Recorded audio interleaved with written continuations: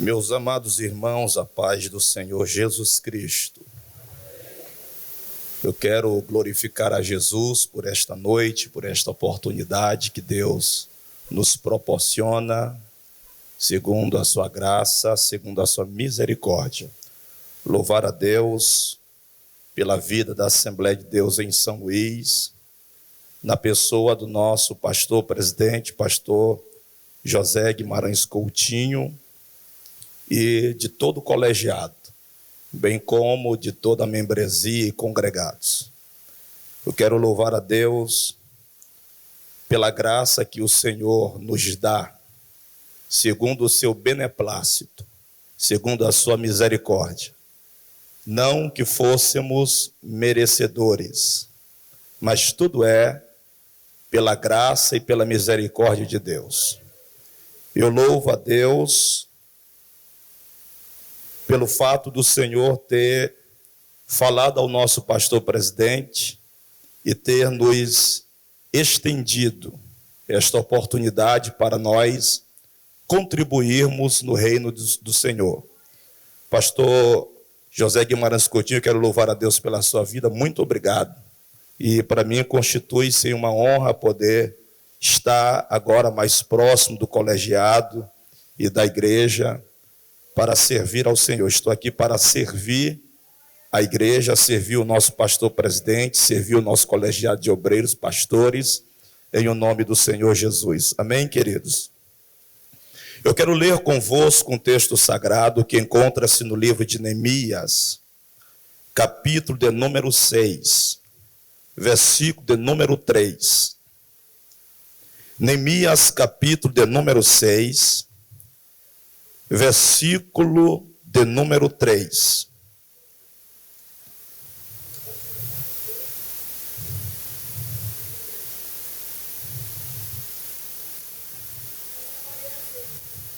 Neemias 6:3. Por isso, enviei-lhes mensageiros com a seguinte resposta: estou empenhado numa grande obra e não posso descer, porque eu deveria parar e deixar a obra para encontrar-me convosco. Quero ler mais uma vez esta parte B. Estou empenhado numa grande obra e não posso descer, porque eu deveria parar e deixar a obra para encontrar-me convosco? Amém. Meus amados irmãos, ao ler convosco esse texto sagrado, eu estabeleço pelo menos 3 propostas, 3 intenções. A primeira é considerar o texto que lemos dentro da sua perspectiva circunstancial, histórica. A segunda proposta, ao ler convosco esse texto, é levá-los a uma reflexão de natureza tipológica, ou seja, o texto e o contexto remete-nos à ideia de uma tipologia entre Neemias e Jesus. E por fim, eu quero falar-lhes sobre o antítipo, que é o próprio Cristo, à luz desse texto. Portanto, observem, o livro de Neemias corresponde a um dos livros históricos que constam nesta parte veterotestamentária. Os fatos que aqui estão relacionados e narrados foram fatos subsequentes ao cativeiro babilônico. Agora, é importante, a título de compreensão, sempre que nós nos referimos aos livros de Esdras, bem como ao livro de Neemias e tantos outros livros que trazem em seu bojo fatos subsequentes ao cativeiro, sempre é importante nós fazermos uma análise para que não haja um tipo de má compreensão Veja só, quando nós falamos sobre cativeiro bíblico, dentro da perspectiva de Israel, nós temos que destacar pelo menos 2 cativeiros que marcaram a história deste povo. O primeiro cativeiro que deu-se aproximadamente no ano 722. Este cativeiro foi o cativeiro assírio. O cativeiro assírio que levou as 10 tribos do norte para a Síria. E de lá, essas 10 tribos não retornaram. Esses fatos estão registrados no segundo livro de Reis, no capítulo número 17. Quando a Síria invade Samaria e leva as 10 tribos do norte para a Síria. E de lá, essas 10 tribos não retornaram. No ano 605, aproximadamente, veio agora o segundo cativeiro, que agora é totalmente orquestrado por um certo homem chamado Nabopolassar. No ano 605, ele cerca Jerusalém. No ano 586, aproximadamente, Nabucodonosor adentra Jerusalém. Cumprindo-se assim as profecias de Deus, por meio de Jeremias e de tantos outros profetas, esses 2 cativeiros foram marcantes na história de Israel. Por que é importante nós destacarmos e distinguirmos esses cativeiros? Porque é a partir desses cativeiros que nós vamos entender a história de Israel. O primeiro cativeiro, que aconteceu em 722, foi o cativeiro que veio sobre as 10 tribos do norte, que nós conhecemos como Reino do Norte. E no ano 586, o cativeiro da Babilônia, que veio sobre as 2 tribos do sul, a saber, Judá e Benjamim. E todos nós conhecemos as profecias de Deus e as mensagens que o Senhor deu aos profetas, principalmente Jeremias, para despertar, para levar o povo a uma consciência de arrependimento, para que essa calamidade não sobreviesse sobre o povo. Mas conquanto o Senhor tivesse levantado Jeremias, na verdade a nação simplesmente fez-se execrável e não quis ouvir as palavras de Deus. De maneira que no ano 586 aproximadamente, o cativeiro veio sobre o Reino do Sul. E nós conhecemos em linguagem poética os fatos que se desenrolaram durante este fenômeno terrível na história de Judá.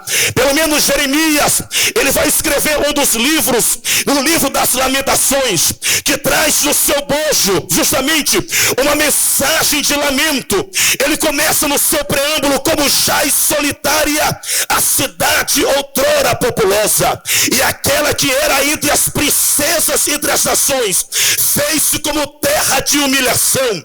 Na verdade, o cativeiro de Deus sobre o povo de Israel foi em consequência ao pecado.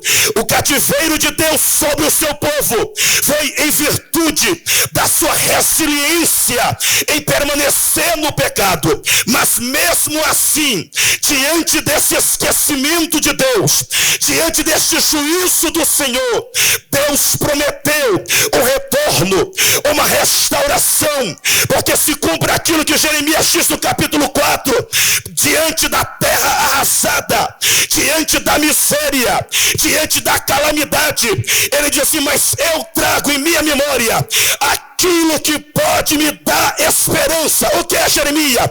As misericórdias do Senhor são a causa de nós não sermos consumidos, porque as suas misericórdias não têm fim, renovam-se a cada manhã. Quantos podem dar glória a Deus por isso? A graça de Deus e a misericórdia de Deus, não obstante a calamidade. O que eu acho lindo é que Deus sempre tem um projeto de restauração em meio à calamidade. Deus sempre tem uma maneira de restaurar, de levantar, de curar aquilo que está destruído. Deus é especialista em restauração. Deus é poderoso para colocar de pé. Eu glorifico a Deus por isto. Ele é bom. A terra estava destruída, mas ele disse: eu vou restaurar. E qual era a perspectiva deste povo? Era uma perspectiva de desespero, de desejo. O Salmo 137 é muito profundo, meus irmãos. Às margens dos rios da Babilônia, nós nos assentávamos e chorávamos, lembrando-nos de Sião. Sobre o salgueiro nós pendurávamos as nossas harpas, enquanto os nossos algozes nos diziam: cantai-nos algum dos cânticos de Sião. Como cantaremos em terra estranha, ó Jerusalém? Se eu me esquecer de ti, que se seque a destra da minha destreza, que se apegue a minha língua ao paladar. Se eu me esquecer de ti, ó Jerusalém, a minha maior alegria. Eles desejavam, eles acreditavam, aleluia, em uma restauração de Deus, embora no processo dos anos essa esperança começasse a se esmorecer, porque às vezes nós começamos a lutar dentro de um cenário de desesperança. Nós somos mergulhados em crises existenciais, em problemas das mais diversas, e a gente não vê uma saída, e a gente começa a se desesperar. É normal. Mas Deus é poderoso para mudar o cenário. Osias, como é que tu prova isso? Ezequiel 37, versículo 12. Ó filho do homem, estes ossos é toda a casa de Israel. Pois eles dizem: os nossos ossos se secaram e pereceu a nossa esperança. Eles perderam a esperança. Mas Deus é fiel para fazer o que Ele prometeu. Quem acredita que Deus é poderoso para fazer o que Ele prometeu? Eu não sei como você chegou aqui, eu não sei qual é o teu estado, eu não sei qual é a tua situação, eu não sei qual é a calamidade, a escuridão, a treva que você está atravessando, mas eu posso te dizer, fundamentado na palavra: Deus é poderoso para mudar o cenário e trazer poder sobre a tua história. Os anos se passaram, e agora estamos aproximadamente no ano 639, 638. E Deus levanta um certo Ciro. Eu acho lindo. Ciro. Deus falou dele, ele ainda não havia nem nascido. E Deus já o chamava pelo nome. Ciro ainda não era gente. E Deus disse: e tu, Ciro, o qual te chamo pelo teu nome, tu és meu. Eu irei adiante de ti, endireitarei os caminhos tortuosos, aplanarei os caminhos tortuosos. Oh, bendito seja Deus. O que é isso? Mostra-nos a soberania de Deus, o poder de Deus, a grandeza de Deus. Os homens podem pensar que Deus perdeu o controle, mas aquele que está no trono, quando chega a hora, ele fala, ele faz, ele realiza. Aleluia, aleluia. Levanta essa mão comigo assim. Eu quero liberar esta palavra sobre a tua vida. Quando chegar a hora de Deus na tua vida, na tua história, aleluia, até o inexistente vai ouvir a voz daquele que fala. Quando chegar a hora de Deus, o tempo de Deus, até aquilo que não existe se moverá favoravelmente sobre a tua vida, porque Deus é soberano. Quem pode dar glória a Deus por essa verdade? Bendito seja o nome do Senhor. Chegou o tempo. A A nação sobe, Ciro liberta e eles vão. Eu vou resumir porque eu quero entrar aqui. Eles já estão em Jerusalém. A primeira leva, que foi por meio liderada por Josué e por Zorobabel, está lá no livro de Ageu. Já adentraram Jerusalém, já reconstruíram o templo. Mas a terra ainda está arrasada, porque a calamidade, meus pastores, foi tão grande que a terra ainda está destruída. Aí um certo dia, um certo Anani sobe dos escombros, sobe dos pedregais da terra arrasada e vai até uma cidade chamada Suzã. Chegando lá, ele encontra um copeiro, Neemias. E Neemias faz a seguinte pergunta: como estão aqueles que escaparam do cativeiro? E como está Jerusalém?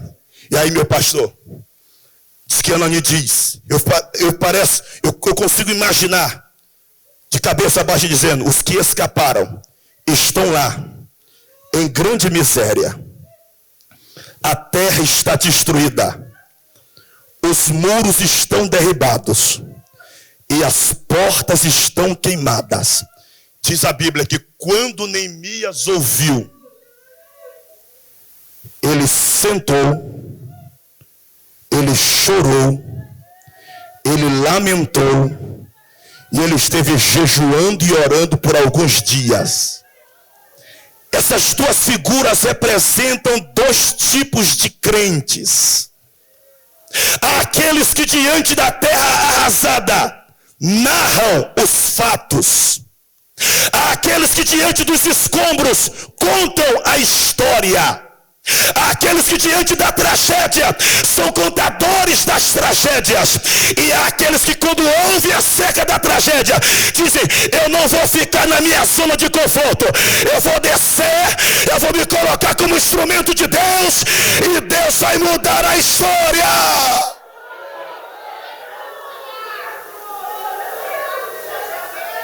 Quem é você? Diante da terra arrasada, diante do problema, diante do caos, diante dos muros derribados, diante das portas queimadas, você é narrador da tragédia ou você é instrumento de Deus para mudar a história? Aleluia! Deus não te levantou, Deus não te separou para ser contador de história. Deus não nos colocou, meus irmãos, como narradores de tragédia. Deus nos lavou com seu sangue para sermos instrumento de Deus na terra. Quem quer ser levantado nessa terra como instrumento de Deus?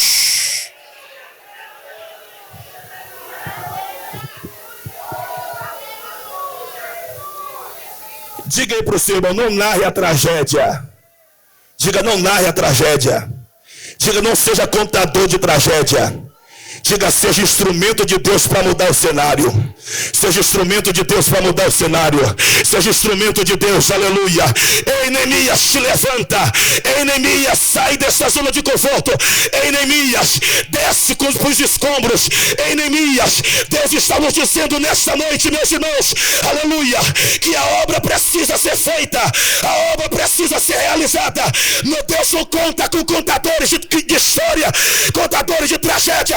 Deus conta com o instrumento que se coloca nas suas mãos para fazer a obra.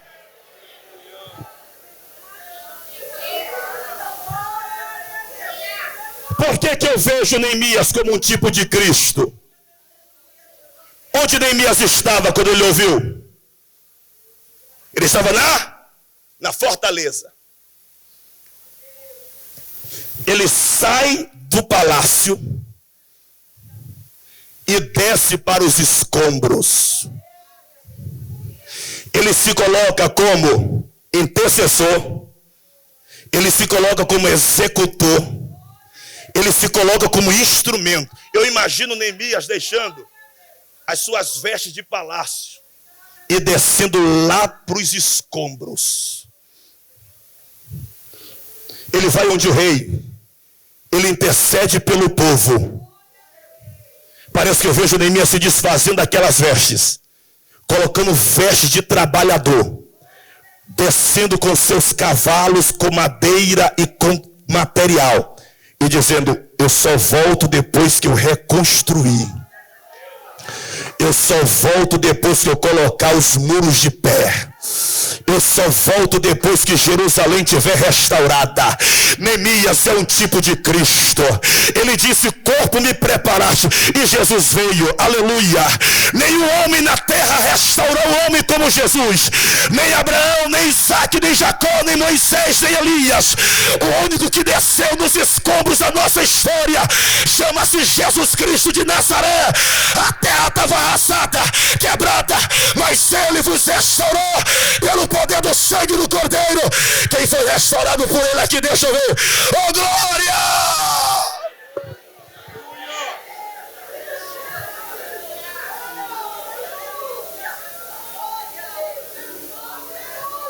Ele desceu. Neemias desceu para reconstruir. Ele é um tipo de Cristo. Ele veio com madeira, capítulo 2. Ele veio com autorização. Ele veio com uma cobertura. E diz a Bíblia no capítulo 2 que ele andou sobre os escombros. Ele passou pela porta do dragão, pastor Jessé. Ele passou pela porta dos escombros, aleluia. Só ele e o seu cavalo andando por cima dos escombros. E eu imagino Neemias dizendo: eu vou restaurar essa terra. Nós deixaremos de ser vergonha. Nós deixaremos de ser ignomínia. Foi isso que Jesus fez quando Satanás arrasou a nossa terra. Estávamos perdidos, estávamos danados, estávamos escravos, mas pelo poder do sangue do Cordeiro fomos restaurados. Oh, bendito seja o nome do Senhor. Levante a sua mão comigo assim, ó. Quem pode dar glória a Deus por isso? Quem pode dar glória a Deus pela restauração, pela justificação, pela redenção, pela restauração, pela justificação? Abra a tua boca, enche o teu pulmão de glória e glorifica a Cristo nesta noite.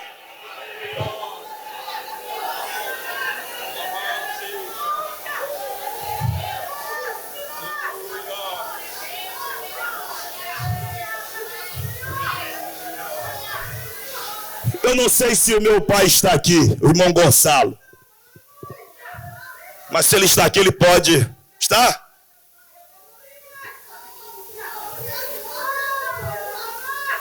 Meu pai, pastor Coutinho, eu me lembro quando o evangelho chegou em nossa casa. Nós éramos crianças. E o meu pai brincava boi. Era do Bumba Boi. E eu me lembro que ele se vestia, pastor Jadriel, e dizia assim, a gente criança ainda, uma pobreza lá nas cercanias da Liberdade. E ele dizia assim: Maria, que é minha mãe, hoje dorme no Senhor, Rosielso vai ser o meu herdeiro no Bumba Boi. Oh, Jesus. E eu me lembro, meus irmãos, que meu pai chegava pela madrugada com aquele boi na porta. A minha mãe levantava para fazer café. E era índia, era índio, era cazumbá, era tudo dentro daquela casa, 3 horas da manhã. E quantas vezes meu pai chegou ali com o tal do caboclo, que hoje a gente sabe o que é. E a minha mãe tinha que fazer fogo no fogareiro, para meu pai andar por cima da brasa. Ela começou a andar pelas casas de macumba para ver se trazia mudança para dentro de casa e nada. Até o dia que Jesus salvou a maior festeira da família. Era uma tia minha que fazia festa até para o cachorro. No período do carnaval ela fazia fantasia para todo mundo. Aí Jesus salvou ela. E eu me lembro que todos os sábados, eu era criança, ela chegava com a Bíbliazinha e a harpa debaixo do braço lá em casa e dizia: Maria, vim pregar o evangelho. Mamãe dizia: eu não quero saber de evangelho. E eu me lembro, meu pastor, de todos os sábados ela saía, essa é a cena que ficou na minha memória, ela saía com a Bíblia assim, pastor Félix, na porta de casa, a lágrima descendo, e ela dizia: um dia o evangelho vai alcançar essa família, um dia Jesus vai libertar essa família, um dia Aleluia! Aleluia! No ano de 1996, ou melhor, 1995, nunca esqueci, 5 de janeiro de 1995, o Evangelho adentrou a casa de Maria José, na inauguração da igreja da Assembleia de Deus, Fé em Deus. E o Evangelho entrou, Jesus entrou nos escombros, entrou na casa, quebrou a sarapuca de Satanás, desfez as obras do diabo. Ele restaurou. Ele está aqui nesta noite. Ele está aqui neste culto. Alai sobre a nas, fica alai. Alai sobre a nas. Eu sinto a presença de Deus aqui nesta noite. Ah, sobre a nas.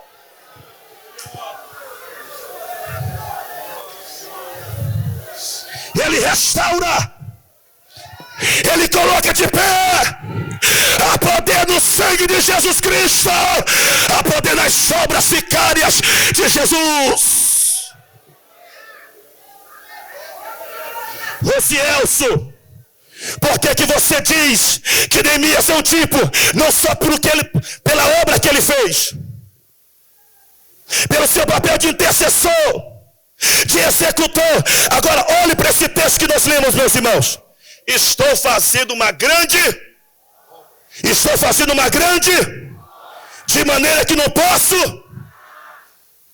o texto assim, de maneira que eu não posso descer. Você já leu, e eu concluo, Mateus 27, abra lá, Mateus 27,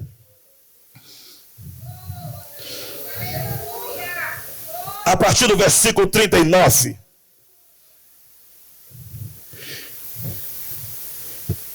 Mateus 27, 39 em diante. E os que iam passando blasfemavam contra ele, meneando a cabeça, e dizendo: tu que destróis o santuário, e em 3 dias o reconstróis, salva-te a ti mesmo. Se és filho de Deus, desce da cruz. E os principais sacerdotes, com os escribas e líderes religiosos, também zombavam. Ele salvou os outros e não consegue salvar a si mesmo. Ele é o rei de Israel. Se descer agora da cruz, creremos nele. Desce. Ele disse: estou fazendo uma grande obra. Eu não posso descer. Aleluia. A vontade do diabo era que ele descesse daquela cruz. A vontade do diabo e dos sacerdotes era que ele descesse da cruz. A vontade dos que zombavam era que ele descesse da cruz. Mas ele diz: eu estou fazendo nova todas as coisas. Eu estou executando a obra do Calvário. Aleluia. Para concluir, pelo sangue,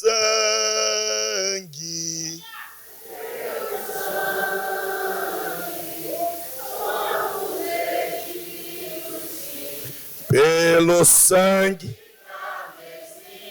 pelo sangue,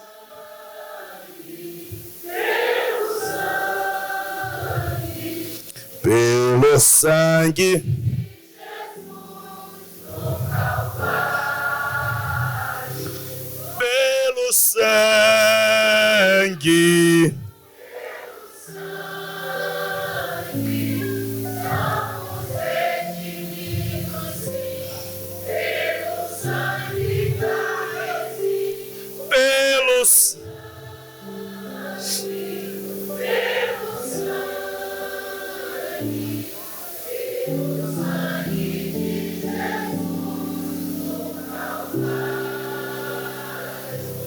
com a permissão do nosso pastor, se coloque de pé. Eu quero fazer uma oração. Romanos capítulo 3, versículo 25, 21 em diante. Mas agora, a justiça de Deus se manifestou sem a lei, atestada pela lei e pelos profetas, isto é, a justiça de Deus por meio da fé em Jesus Cristo, para todos os que creem, pois não há distinção, porque todos pecaram e estão destituídos da glória de Deus, sendo justificados gratuitamente pela sua graça, por meio da redenção que há em Cristo Jesus, a quem Deus ofereceu como sacrifício propiciatório, por meio da fé, pelo sangue, pela demonstração da sua justiça. Na sua paciência, Deus deixou punir os pecadores anteriormente cometidos, para a demonstração da sua justiça no tempo presente, para que ele seja justo e também justificador daquele que tem a fé em Jesus Cristo. Paulo ainda vai dizer, ele é a nossa redenção, ou seja, a maior obra, meus irmãos, não foi Abraão quem fez, a maior obra não foi Moisés quem fez, a maior obra não foi Salomão quem fez, a maior obra não foi Neemias que fez, a maior obra foi Jesus quem fez, salvando, curando, libertando. Quem pode dar glória a Deus? Levante essa mão comigo. Ó Deus, nós te louvamos nesta noite. Light sobre a nós. Eu sinto a tua presença nesta noite, meu Senhor. O teu Espírito Santo está neste santuário. A tua graça está estendida sobre nós nesta noite. Nós não somos inimigos, nós não somos mais, meu Senhor, escravos do pecado. Pelo sangue, pela obra do Senhor no Calvário, somos filhos de Deus, herdeiros de Deus, co-herdeiro de Cristo. Estamos te celebrando, te adorando, te magnificando, te adorando nessa noite. Muito obrigado, meu Senhor, porque o Senhor não desceu, mas o Senhor subiu e está à direita de Deus Pai. Aleluia! E intercede por nós. Bendito seja o teu nome. Amém.